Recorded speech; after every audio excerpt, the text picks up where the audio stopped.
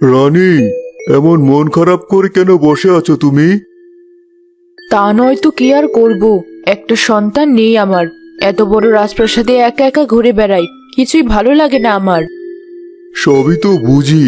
কত কবিরাজ, কত চিকিৎসক তো দেখালাম, কিন্তু কোনো উপায় তো পেলাম না। কি আর করব বলো?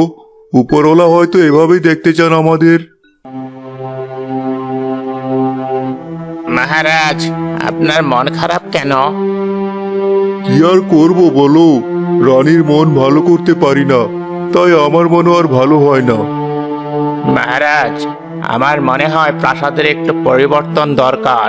একটু পরিবর্তন হলে রানীমার মনটা দেখবেন একটু ভালো হয়েছে। প্রাসাদের আসবাবপত্রগুলো তো সবই প্রায় নষ্টের পথে, তাই ভাবছিলাম নতুন করে আবার বানাতে শুরু করি।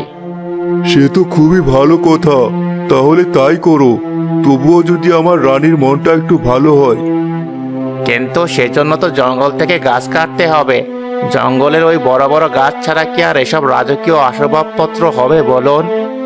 বেশ তো, তবে তাই করো। তবে খেয়াল রেখো, প্রয়োজনের বেশি গাছ কেটো না। কি মন্ত্রী মশাই, সবকিছু ঠিকঠাক করে বলছেন তো? হ্যাঁ, সব বলেছি। আর কোনো সমস্যা নেই। আজ রাত থেকে গাছ কাটতে শুরু করা হবে।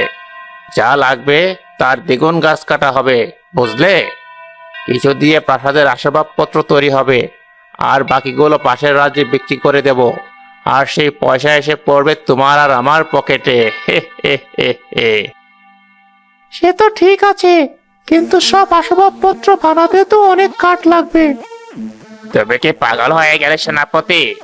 সব তো নতুন বানাবো না, পুরনো গুলো বাইরে এনে রং করে সেগুলো আবার নতুন বলে চালিয়ে দেব।